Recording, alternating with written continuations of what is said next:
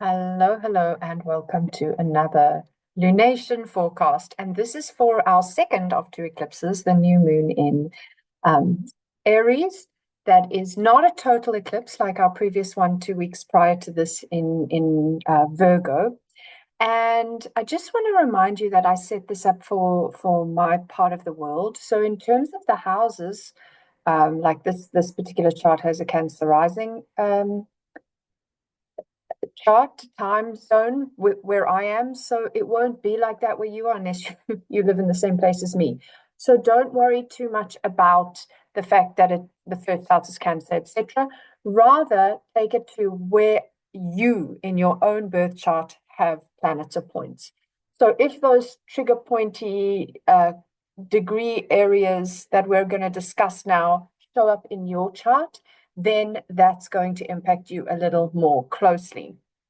But I've got to say, there is a lot of reiterations of the same conversations happening substantially this year and particularly this month in quite a large and loud way. And so probably March is the month to watch in terms of big events and overall shakedowns, and then a lot of the rippling and integration is going to happen in the months to come. So luckily, by the time we reach this eclipse, we are right at the end of the month, but that does not mean that the end is makes it over, because we are definitely leaning into the impact of the end of this month, even really reverberating like an aftershock into April. And also because our retrograde periods are still very, very much in play. So you remember we've had this big Mars retrograde happening. Mars is no longer retrograde at this point. However, he is still in his shadow. He hasn't even gotten back out of Cancer. He's at 22 degrees of Cancer, and he has to get all the way to 6 degrees, I think it is, of Leo before he's out of his shadow. So through this whole eclipse season, even though the most crunchy, problematic part of a Mars retrograde phase has been already passed before we entered the eclipse portal for both eclipses, we are experiencing deeply. I always think of the post shade or the post shadow of a retrograde being the sort of solutions time and integration. And so if Mars is in his place, and remember, Mars is the planet of how we get things done, and if he's in his place of integration and solutions during this rest of the crazy that we're experiencing at the moment, that's the one area where maybe we're starting to see ourselves do something differently, even though it's uncomfortable, because a lot of this change that we're all experiencing right now is coming through the discomfort. And to be fair, I really know this to be true for myself. I do have a lot of fixed placements, and I know that as fixed placements, we are the more stubborn breeds. But I do know that it's those things that I absolutely do not want to surrender and release that normally require me to have some really awful experiences that force my hand at letting these things go. And I feel like that is definitely a bit of a theme that's happening for us at this current time. So this new moon itself is happening at 9 degrees of Aries. It said 8 degrees and 59 minutes for the moon, 9 degrees for the sun. So the new moon is at 9 degrees of Aries. Now, if you have anything at 9 degrees of Aries or any of the other cardinal signs, which would be the signs that are 90 degrees away from Aries or 180, so we would have Aries or Cancer. Let me just pop. Oh, wait. Just want to come down a bit. There we go. Aries or Cancer or Libra or Capricorn. Okay, those are the cardinal signs. And you don't have to be too pedantic about 9 degrees. If it's 9 degrees, then it's stronger. If it's 8 to 10 strong, you can move out 1 degree from there, but you can take it 5 degrees on either side of that. And depending how sensitive you are, you might feel it even wider. So 5 before 9, 5 after 9, but then perhaps even more so. Okay, and this is an interesting degree point that I really want to mention because I mean, I'm yammering on about it. Every other astrologer's yammering on about it. The last degrees of Pisces into the first degrees of Aries. And this is a little bit, because there's so many planets here, it doesn't look exactly where the sun and moon are. They're over here, actually. Okay, that point there is where the new moon is happening, not over here where you can see it. There's so many there. You can actually see there's a line that just leads to the sun and moon being there. So up Neptune is actually here in Pisces, okay? But you can see these little line markers that they have made at the bottom. See that that's where the conjunction's happening in Pisces, late Pisces. And then, okay, the sun and moon are at 9, and Chiron is further down at 22. But still, this area between late Pisces, early Aries is exceptionally important this year and next year, in fact. And there is a lot of movement and, like I said, a lot of congestion and a lot of re-traveling over the same stuff. So when we experience retrogrades, that's kind of what a retrograde is. Depending on what the planet represents and where it's doing its retrograde, that is where in your life you then take that to your chart. And then you say, okay, this is where there is a back and forth. Because when we have a retrograde, the planet goes over the thing, then it goes back over the thing, then it goes back over the thing and carries on. So there's 3 passes in that degree range. And where we're experiencing this, not just new moon, because new moon in Aries every single year, Aries is the first sign of the zodiac. So every single year, around about late March to somewhere in April, we have an Aries new moon. Like clockwork, it will happen. The exact degree range will shift, but we will always have an Aries new moon every single year around this time of year. However, when we have an Aries new moon, it is the best time to do our intentions, not whatever new moon's intention setting. This is vision boarding because this is the new moon for the rest of the 12-month cycle. Just like when we had our Pisces new moon last month or month, I suggested a reflection on the previous 12 months because Pisces is finishing off that cycle. Aries is beginning the next cycle. So if during Pisces season you reflect on the whole from Aries to Pisces that you've just experienced, you have a chance to kind of ascertain what's worked, what hasn't, how do I want to shift, where do I want to move next year, what do I want to keep, what do I want to drop, etc. Then the next month you have the Aries new moon, and now new, fresh, pioneering, lots of kind of energy and spunk and spark and ready to compete and to fight for whatever the new year holds for the next 12-month cycle. So we're in that space of Pisces endings to Aries beginnings, always around this time of year. As the sun moves through Pisces and then through Aries, we're doing this culminating and beginning of a new season, cycle. Now, when we are talking about eclipses, they have a strong thing about endings and beginnings. Eclipse seasons will often bring, depending where they are in the archetypes, whereas Aries, Taurus, whatever, and also depending where they are in your chart, endings and beginnings are likely to happen. So endings and beginnings are a theme anyway with eclipses. Pisces to Aries is endings and beginnings theme anyway. We have all these outer planets busy shifting signs, which is endings and beginnings. And the one that's most present and pertinent for us right now is Neptune, because Neptune is literally moving like, I think, the day after this. So you can see here is Neptune at 29 degrees and 57 arc minutes, which means he has 3 arc minutes to move through before he pops over into Aries for the first time in about 150 years. So this is no small deal. And that is right at the end of the one sign and right at the beginning of the other sign. In the meantime, Mercury is currently in his retrograde and he is coming backwards to meet Neptune. So they're about to just kiss. I mean, they are so close. They are already basically nose to nose. It's just getting even closer as they connect deeper because Neptune's moving one way and Mercury's moving the other, and then Mercury will move past. But remember, he's retrograding, so he's coming back past. He's already at this point moved past Neptune. Now he's heading back past Neptune, and then he'll come back when he's in his post shadow. The same is true for Venus, who's been in her retrograde process. She, at this point of this lunation, has just come beyond. She's at 28 degrees and 48 minutes. So like 1 degree, basically, not even a full degree, past retrograded past Neptune. And then she too will come back over Neptune when she completes her retrograde and heads into her post shadow period.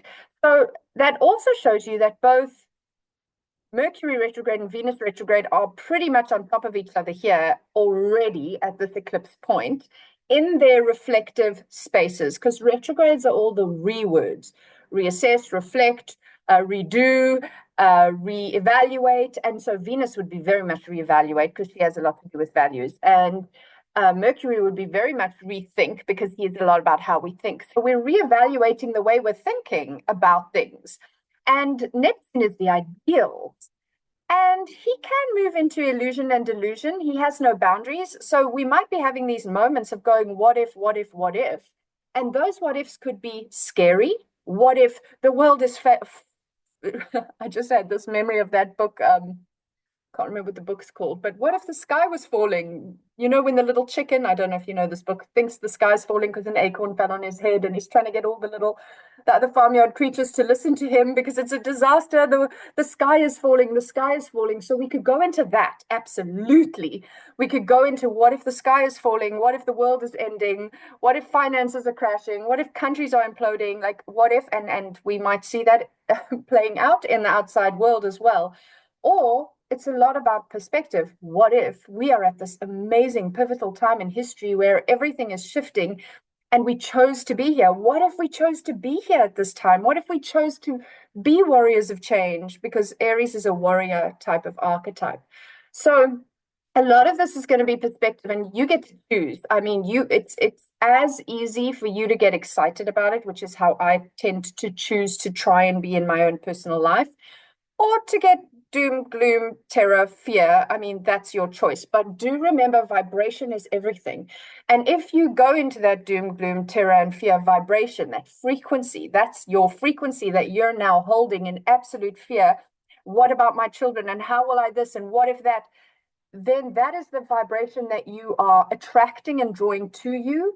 And that is also the sort of like infectious vibration that you have. So if you then have conversations around this fear and terror with everybody, you're imbuing your scared frequency. And I'm not saying it's easy to keep your vibration positive and clear. It's really not. And obviously we're in a time of crazy chaos and change, and it's all around us, and it's almost impossible not to see all of that. So I'm not saying, just like toxic positivity, but do remember that your vibration is what you are attracting and what you are emitting. So try your best. When you have those fears, assess them. So you would take that what if the sky is falling, and you would say, well, okay, well, what if it is? If the sky falls, maybe I won't be here tomorrow. Maybe nobody wakes up, or maybe there's another sky just behind the sky, and that's an even more exciting sky. So you just have to, I mean, obviously I'm using a children's book analogy here, but I'm not saying your fears are not real, but just try go to the positive what ifs. Let your imagination, Neptune's great with imagination, let your imagination decide to see something exciting and potentially, even if it's just a mustard seed of potentiality of something better, bigger, brighter, bolder, try to go there as much as you can and keep your frequency there as much as you can. But don't totally turn away from in a stubborn, resistant way of looking at your fears. It's important. Journal them out, maybe then burn them instead of holding on to them. But have a feeling of, I need to see where I am, where I'm at, what I'm feeling, what I'm sensing, what my energy is telling me. Who am I surrounding myself with? Am I surrounding myself with other fearmongers and we're creating a little fear farm? Who makes me feel optimistic and positive? Can I speak to them? Maybe I need to just watch more comedy shows, so I'm just laughing a lot more to shake off this heaviness. Maybe I need to do some somatic release or vagus nerve release, tapping, shaking, who knows? There's many, many different possibilities. And it's my superpower to help people find these for them. So if you want to look me up for a personal reading to help you with this, please do get in touch. But it's important for you to not avoid the fears, but recognize them and then decide. Get discerning. The last eclipse was in Virgo, very discerning about how you shift your frequency, how you change your resonance, okay? Because also the degree that this new moon is happening at is pretty much the exact place that both Venus and Mercury stationed retrograde. So Mercury retrogrades 3 times a year, Venus every 18 months. But for them to have gone through the retrograde in the exact, pretty much the exact same degree range, I'm going to pop here into, this is the retrograde planets, and you can see that Mercury's current retrograde started at 9 degrees 35, goes back to 26:49.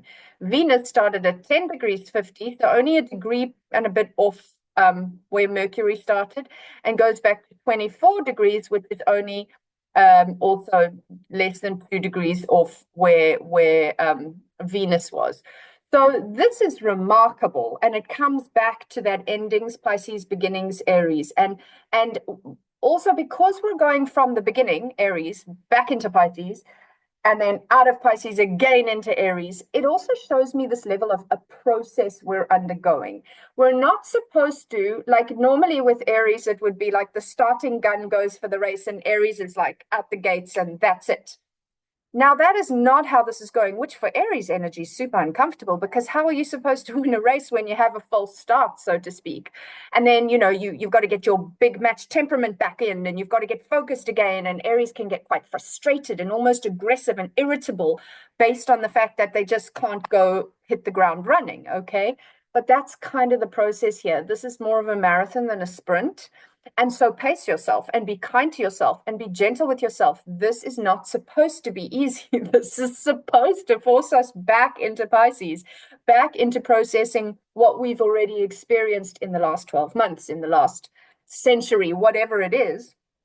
Big, I think, because of in the last, maybe let's call it 150 years, because Neptune is finishing that. He's finishing a 150-year cycle here. So we are reflecting and integrating big cycles, and we need to properly do that before we move into running. And so although this is super uncomfortable and we're having to look at some of the shadowy, darker things within Pisces, which always happens when you get to the last degree of the sign, we are also, it's for our good, because we're doing the job better if we have this. So for me, it's like a little universal planetary gift saying, I know you're going to hate this present, but I promise you, you're coming out the other side better. That's anyway how I choose to look at it. So yes, this is going to be a very, very heavy area from here, 26, 28, 29 Pisces, and then knowing that the area of the at 0 Aries, and then the area where this eclipse is actually happening is such a sensitive spot anyway, because both Venus and Mercury have just started their retrograde there. So really, that's the bulk of our conversation that I wanted to have. Uranus and Saturn, who will also be moving out of Pisces shortly, are in a nice tight sextile, which is a very positive thing. So Saturn and Uranus in sextile in Pisces and Taurus for me is quite an opportunity to, I want to say easefully, because a sextile is a more easy relational dynamic, but it feels to me like they're forcing a little bit of change, but in a way that is gentler than if it were a square or an opposition or a conjunction. So Uranus is saying he's in Taurus, he's kind of earthquake energy anyway. And he's saying we'll have an earthquake under the ocean to Saturn, and we'll dislodge something, and maybe new land will rise up out of the ocean. And there will be new space to travel to run to build beautiful futures for humanity and community and connection. And all it'll take is a little earthquake under the sea, and well, that may create big waves or whatever it may be. But it's all good. We're making more space. We're creating more magic. Okay, so that's a nice thing. The other thing that I don't usually talk about Black Moon Lilith, this down here at 0 degrees of Scorpio is Black Moon Lilith. And the reason I want to bring Black Moon Lilith in is because she is quincunx, which is it's like a conversation with another part of the chart that you can't actually see, like it's a blind spot almost 150 degrees. So Scorpio is 150 degrees from this Mercury retrograde. And Black Moon Lilith is not a planet, it's a point. It's actually the point at which the moon would be furthest from the Earth. So when the moon comes to this place next, it'll be really far from the Earth, which means when it's opposite this, it is really close to the Earth. So that's usually when we're having supermoons, and this is when we're having like micromoons. But the energy of Black Moon Lilith is the dark side of the moon, the shadow side of the feminine. It's where we allow the wild woman archetype to come out. It's intense. It's a little bit like Aries energy in many ways. I mean, the myth behind Lilith is that she was Adam's first wife and she refused to be subservient to Adam. She decided that she was going to go out into the wilderness and do her own heroine's journey, a dark night of the soul, and she did that, and she became a shaman and she became a shapeshifter, and she was really she faced herself in her darkest, most raw, shadowy parts. And then when she felt whole, she thought, I hope Adam's done the same, and I want to actually go back and see if now I can meet him as equal partners, because of course Lilith was supposed to lie beneath Adam. When they procreated, he had power over her, that dominion of the patriarchy kind of energy, and she didn't love that. So when she left, and then she came back with this hope that he's done his hero's journey and he's gone through his dark night of the soul, and he is now whole and healed in himself, holding both his divine masculine, sacred feminine within him as she is in her. And she got back and he'd moved on and he'd married Eve, basically. So she then shapeshifted into the serpent, which is interesting as we are in the snake year in Chinese astrology. And dragons are often known as snakes are often known as small dragons. And last year, Chinese was in the sign of the dragon, and then it always is followed by the sign of the snake, the little dragon. And so we have this, and of course, the reason I'm bringing this up is that I like to refer to eclipses as dragon portals, even wearing my dragon pendant at this time. So she came back, she shifted into a serpent because she wanted to warn Eve, you don't need to be subservient, you don't need to be in have that power over kind of energy with you. You can meet as equals or whatever. And of course, the serpent was demonized, and Lilith was written out of the Bible because it wasn't a convenient part of the story. And many more sacred texts, biblical texts, are coming to light that have been sort of buried. So this isn't a religious conversation. It's just the myth of Lilith. We don't want to go down another dragon hole that we just aren't prepared to go to right now. So, but the myth of Lilith is that she went on this shamanic journey. She empowered herself as a sacred feminine, but in order to do that, she had to face a lot of darkness, a lot of raw, wild stuff. And so now she is in this invisible conversation with Mercury retrograde, where we are really rethinking all the things we've been told.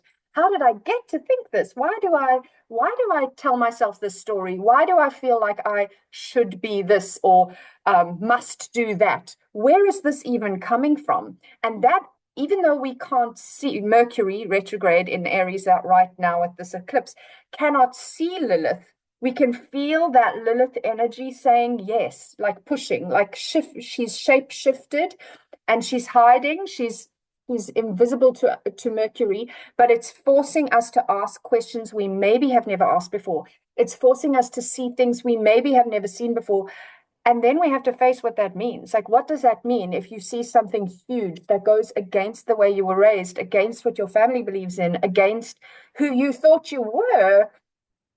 That is not an easy thing. And when we have those, it's like Pandora's box. You can't close the box once it's opened. You can't unsee or unknow what you know. But we often try, I mean, all of us, I'm willing to bet, try to put on our blinkers and pretend we didn't make that observation or awareness or whatever, realization, because it would be so much easier if we just didn't know. Well, we're that's not for our soul's evolution. That's not the right paradigm for us to get locked into. Ideally, we want to allow ourselves to evolve, allow ourselves to shift, even when it's shady, even when it's dark, even when it's uncertain. And although this is probably not feeling comfortable and you may have had a heap of revelations that you didn't want to have, I can assure you that in the end, this is for our greatest good. And I love to say that statement of this is happening for you, not to you. So rest in that. It is happening for you, not to you. Get comfortable with the uncomfortable, look into the dark parts and the shadows, and trust that this is definitely for your greatest good, even if it doesn't always feel like it in every moment. Plus, take a little time. It's not a quick fix. It's not bang goes the start gun and off you go. It's a bit of a back and forth process, and that's like a permission slip to take it slow and trust as best you can in this process and do the work as it shows up for you. Address the feelings. Think about how to change your vibration when you realize that you're off track. You've got this. You wouldn't be here if you weren't ready for this. You wouldn't be here in this video. You wouldn't be here in a body. You wouldn't be here. This is for your soul's evolution. And what you do for your soul's evolution is also for mine and everybody else's. So let's do the work individually together. Thank you so much for watching. I'm dropping the link for the previous eclipse here too, if you want to kind of feel between the two. And I appreciate likes, shares, follows, subscribes, and I will be back with the next lunation in a few weeks. Thanks for watching.